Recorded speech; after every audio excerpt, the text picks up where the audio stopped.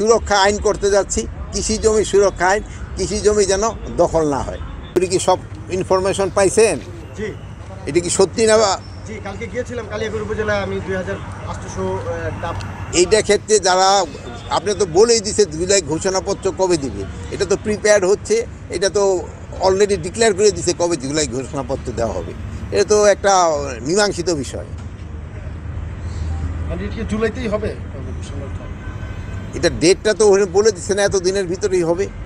আর আরেকটা প্রশ্ন আমার আছে, আইনির সংখ্যা বাড়ানো হবে না, বাট তাদের অ্যাক্টিভিটিস বাড়ানো হবে, যেন কোনোভাবে ওই ডাকাতিতে অলরেডি 4 জনের অ্যারেস্ট আছে। আরেকটা জিনিস হচ্ছে যে এই যে কিছুক্ষণ আগেও আপনাদের বললো, ওই যে অনেক সময় মিডিয়া বলতেছেন যে হাবিবুল আউয়াল, ওই যে আগে চিফ ইলেকশন কমিশনার অ্যারেস্ট হয়েছে, ইনি ইনফ্যাক্ট এখন পর্যন্ত অ্যারেস্ট হয়নি।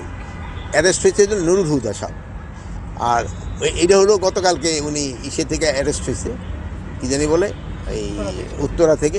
বাট ওনারে যেভাবে করা হয়েছে, যে মব জাস্টিস, এটা হলো কোনো অবস্থায় গ্রহণযোগ্য না, এটা কোনো ব্যবস্থায় গ্রহণযোগ্য না।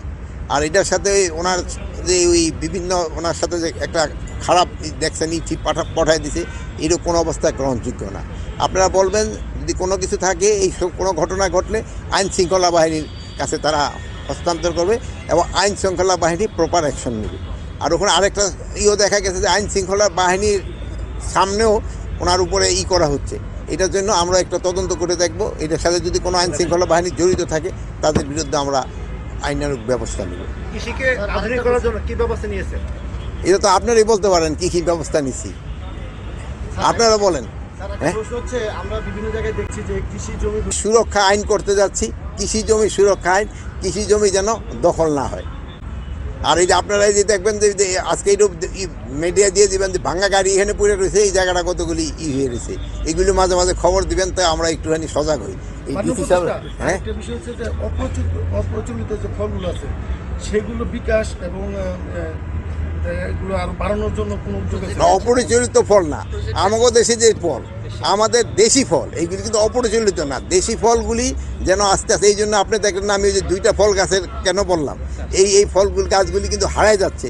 এইগুলি ক্ষেত্রে আমাদের সবারই, আপনারাও করবেন, মানুষকে বলবেন যে অন্তত 2-1টা গাছ লাগো, আমাকে দেখুক।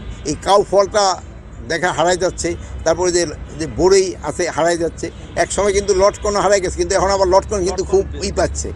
কিন্তু এই জন্য বিদেশি ফলের সাথে সাথে আমাকে দেশি ফলটাকে বেশি প্রণোদনা দিতে হবে, যেন দেশি ফলটা লোকজনে, যেটা আমাদের আবহাওয়ায় দেশি ফলটা হয়ও বেশি, এবং আমাদের কিন্তু খাওয়ার জন্য কিন্তু দেশি ফলগুলি আরও বেশি সুস্বাদু। তা আপনারা ভালো থাকেন, দোয়া করি। আল্লাহ হাফেজ।